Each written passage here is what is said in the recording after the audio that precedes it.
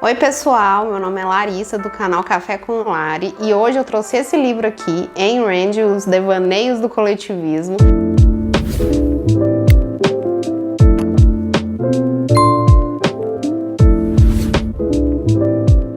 Ele é um livro que foi escrito por Denis Xavier, que é um professor da Universidade Federal de Uberlândia. Ele é um professor de filosofia antiga e aqui ele traz os principais conceitos da filosofia de Ayn Rand. Para quem me conhece, eu sempre estou indicando esse livro, né? Porque é um livro realmente que me marcou no sentido político. E ele, assim, é uma ótima porta de entrada para você que quer conhecer a autora, né? Tem coisas que eu concordo, tem coisas que eu discordo. Não vou entrar no mérito de falar tudo aqui, porque eu acredito que eu vou precisar de muito mais tempo para falar das coisas que eu penso sobre a filosofia dela, mas vou falar um pouco do livro, né?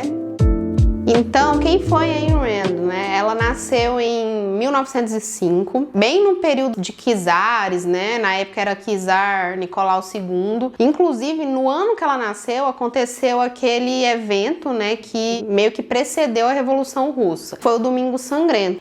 Não sei se é assim que fala, mas é assim que se escreve. Ele organizou uma procissão pacífica até o Palácio do Czar, levando um documento com mais de 140 mil assinaturas, reivindicando, né, melhores condições de trabalho, melhores condições sociais, e eles foram recebidos à bala. E além disso, então, mesmo sendo uma manifestação totalmente pacífica, inclusive eles estavam cantando canções religiosas e canções em homenagem ao czar, chegou de forma pacífica, mas eles foram recebidos dessa forma e tiveram mais de 1000 mortos, inclusive crianças, estudantes, trabalhadores, e esse dia, né, ele ficou conhecido como Domingo Sangrento. Quem conhece aquela música Sunday Bloody Sunday do U2 fala exatamente desse dia, né? Esse foi o primeiro ano da vida de Ayn Rand na Rússia. Passaram-se alguns anos, mais precisamente em 1917, e ocorreu a Revolução Russa. O que foi a Revolução Russa? Aboliram a monarquia, Lenin tomou o poder, colocando os bolcheviques na liderança, e implanta um governo com ideias socialistas. Então a primeira coisa é repartir as terras entre os camponeses. Então o governo ele tomou todas as terras, começou a dividir aquilo de uma forma, entre aspas, justa, né? Mas de justa a gente sabe que não tem nada. E também, juntamente com essa divisão de terras, ocorreu a estatização das empresas privadas. Então, onde que Ayn Rand entra nisso? O pai dela era dono de uma farmácia. Ele era um pequeno empresário e simplesmente ela começou a presenciar a tomada, né? O governo tomando a farmácia do pai. Teve momentos, eles estavam numa crise social, não só a família dela, mas várias famílias da época que viveram o regime socialista não tinham nada para comer. Inclusive, eu quero mostrar uma frase que me impactou bastante no livro, que é uma frase dela que o Denis colocou aqui, e é assim, abre aspas: "Você não tem ideia do que significa viver em um país onde ninguém tem qualquer preocupação, exceto comida, onde toda conversa é sobre comida, porque todo mundo está com tanta fome que isso é tudo que eles podem pensar e é tudo que eles podem fazer. Eles não têm ideia de política, eles não têm ideia de quais romances agradáveis ou amor, nada além de comida e medo." Isso é o que eu vi até 1926. Então essa é uma frase que me impactou bastante, que meio que dá um resumo, né, da fome que aquelas pessoas estavam passando na época da Revolução. A gente lê coisas nesse livro que a gente fica assim, né, chocados. Como que nós reagiríamos se fosse nos tempos de hoje, entendeu? O governo chegando, tomando o nosso negócio, tomando nossa casa, nossos automóveis, estatizando tudo. E, tipo assim, você não é mais dono de nada. É uma coisa bizarra. Como o pai de Ayn Rand era um farmacêutico, ele tinha um empreendimento, ele tinha funcionários. Com a crise, né, que veio junto com a Revolução Russa, ele teve que demitir essas pessoas e fechar o negócio. Só que o que aconteceu? O governo ele já era dono de tudo, inclusive da casa da família de Ayn Rand. Então o que o governo fez? Mandou os ex-funcionários morarem junto com os ex-patrões. Eles conviveram na mesma casa por obrigação. Então o pai de Ayn Rand teve que abrigar os ex-funcionários por ordem governamental, que é uma coisa assim fora do comum, né? E detalhe, ele não dividiu a casa só com ex-funcionários, ele dividiu a casa também com estranhos. Então é uma coisa assim que foi bem crítica. Todas essas situações que Ayn Rand viveu fez ela uma pessoa totalmente avessa às ideias do socialismo. E o livro, ele não traz só esses pequenos exemplos que eu dei. Ele traz outros exemplos que, assim, fazem a gente pensar e repensar, né? Por que as pessoas defendem tanto algo sem conhecer, sem ter vivido a época? E simplesmente compram a ideia totalmente ilusória de comunidade justa, que na verdade de justa não tem nada. Mas enfim, isso é algo que a gente vê durante a leitura e são os sentimentos que a gente tem. Se você vai ler e vai ter outro sentimento, é uma experiência de leitor, cada um tem a sua.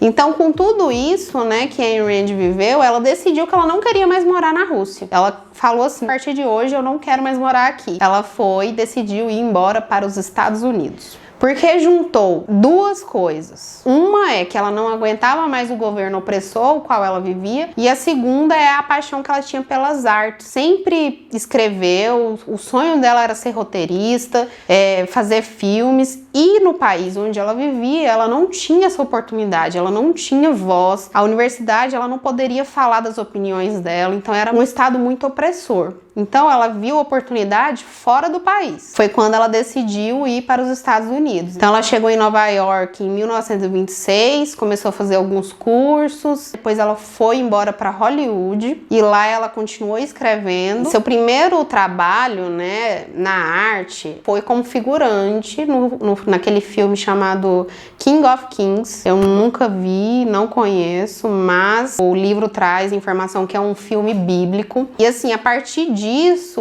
o livro ele traz várias informações falando como que a Ayn Rand virou o que ela é hoje, né, reconhecida mundialmente. Então, a partir disso, o livro ele traz vários relatos, é praticamente um documentário em texto mesmo, porque tem várias fotos, vários artigos, recorte de jornal, que você vai acompanhar a trajetória todinha de Ayn Rand até ela chegar no ápice da sua carreira como artista, né, e como escritora. Basicamente, o livro ele vai tratar de trazer as ideias da sua filosofia. Mas antes dele chegar, né, na filosofia em si, ele apresenta toda a trajetória de Ayn Rand. Então vai ser assim uma porta de entrada para você conhecer. A partir desse momento, o livro ele traz uma série de informações a respeito da trajetória de Ayn Rand. Além de você conhecer a vida da autora, ele vai entrar bem fundo mesmo na sua filosofia. É um livro que vale a pena. Eu posso resumir a filosofia dela em alguns pontos, mas é claro que vai ser muito básico, porque é necessário muita leitura, é necessário vocês pesquisarem mais, assistir os documentários, as entrevistas que tem disponíveis, né, em vídeo, em áudio, porque não dá para resumir num vídeo de 10 minutos. Então, conforme o livro traz essas experiências de Ayn Rand, a gente vai entendendo, né, o porquê que ela criou uma filosofia tão forte, que é o objetivismo. Então, basicamente, o que o objetivismo traz como ideais? Razão acima de tudo, egoísmo acima do altruísmo. Então, assim, Rand, ela era total contra o ser altruísta. Para ela, ninguém tem que se sacrificar por outro, se abnegar para fazer vontades de outros que não sejam as suas próprias. Inclusive, ela era uma mulher ateia, né? Ela não acreditava em Deus, ela não era cristã. E assim, muitas coisas na filosofia dela eu acho interessante, principalmente a questão de estado mínimo, com menos interferências e tal. Porém, a questão do ser extremamente egoísta, eu já sou assim, sabe? Não sou tão extremista ao ponto. Porém, acho a ideia interessante e respeito todo e qualquer leitor de Ayn Rand que defenda essa ideia. Outra coisa coisa que é bem forte na filosofia de Ayn Rand é o ser objetivista, né? O que é ser objetivista? Fatos são fatos. Então, para ela, não deveria existir os direitos coletivos, né? Só os direitos individuais. Inclusive, tem uma frase muito famosa de Ayn Rand que é a seguinte: a menor minoria na Terra é o indivíduo. Então, ela era contra, né, essas ideias de minorias, vamos defender as minorias e tal. Tinham 3 pilares que eram primordiais para ela, que estão na mão do Estado. Primeiro, o Estado deveria proteger a sua vida. Segundo, o Estado deve manter a sua integridade física. E terceiro, o Estado deve respeitar a sua propriedade privada. Então, para ela, a única interferência do Estado no coletivo, na sociedade, deveriam ser essas 3. Então, basicamente é isso. Eu falei de forma bem resumida. Espero que vocês comprem esse livro, deem oportunidade para abrir a sua visão política sobre as coisas, não ficar só naquele quadradinho, sabe? Na TV da sua sala, assistindo o Jornal Nacional e achando que aquilo é política. Política não é aquilo. E tem ideias dela que eu concordo e tem ideias que eu discordo, e a vida é assim. A gente nunca vai comprar um pacote completo. A gente tem coisas que a gente filtra, pega, aprende, e tem coisas que a gente descarta. E vocês devem fazer o mesmo.